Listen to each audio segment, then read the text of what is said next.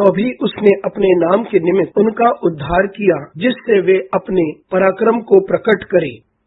रविवार 23 जुलाई 2023। आज के मनन के लिए मैंने आप ही के लिए चुना है व्यवस्था विवरण अध्याय 1 और उसका 6वां वाक्य कि हमारे परमेश्वर यहोवा ने होरेब के पास हमसे कहा था कि तुम लोगों को इस पहाड़ के पास रहते हुए बहुत दिन हो गए हैं। आपका दिन आशीषित हो। जब हम बहुत समय तक अपने आराम की अवस्था में रहते हैं, तब परमेश्वर चाहता है कि हम आगे बढ़ें। आइए इस वाक्य पर मनन करते हैं। आज की सुबह का विषय है आगे बढ़ें। मूसा अपने लोगों से बात करता है और बताता है कि परमेश्वर ने उसे क्या बताया और उनका विशेष कार्य क्या है। और इस विशेष वाक्य में परमेश्वर ने होरेब पर मूसा से बातें की।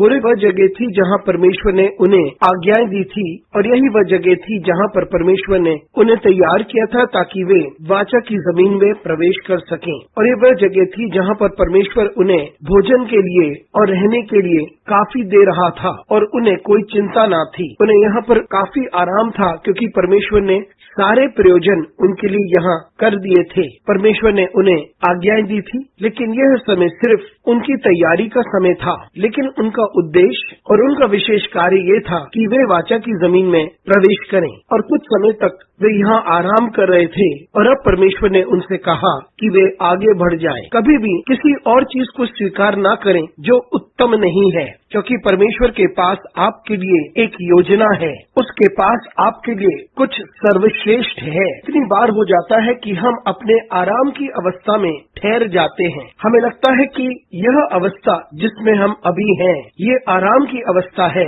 और इसलिए हम इसी में बने रहें। लेकिन परमेश्वर हमें से प्रत्येक के लिए एक विशेष कार्य रखता है, एक योजना रखता है। हम विशेष कार्य को याद रखें, हम विशेष कार्य को याद रखें और उद्देश्य को हमेशा याद रखें। परमेश्वर ने हमारी जिंदगी में एक उद्देश्य रखा है और हम उसी के तहत आगे बढ़ें। जी हाँ, आराम की परिस्थिति हो सकती है, और जब वे होरेब से बाहर निकले तो उन्हें कठिनाइयों का सामना करना पड़ा था। उन्हें विभिन्न चुनौतियों का सामना करना पड़ा, उन्हें युद्ध लड़ना पड़ा और उन्हें कठिन परिस्थिति से होकर गुजरना था। लेकिन ये उनकी यात्रा का हिस्सा था ताकि वे उस जमीन तक पहुँचे। वह उनके वाचा की जमीन थी, वह उनका उद्देश्य था। मित्रों, हम भी अपनी जिंदगी में किसी विशेष समय अपने आप को आराम की अवस्था में महसूस करते होंगे, लेकिन वह जगह हमारे लिए परमेश्वर के अनुकूल नहीं हो सकती है कि हम बने रहें। लेकिन परमेश्वर नहीं चाहता है कि हम उस जगह पर बने रहें, हम आगे बढ़ें। जब हम आगे बढ़ते हैं तो हो सकता है कि हम आगे बढ़ते हुए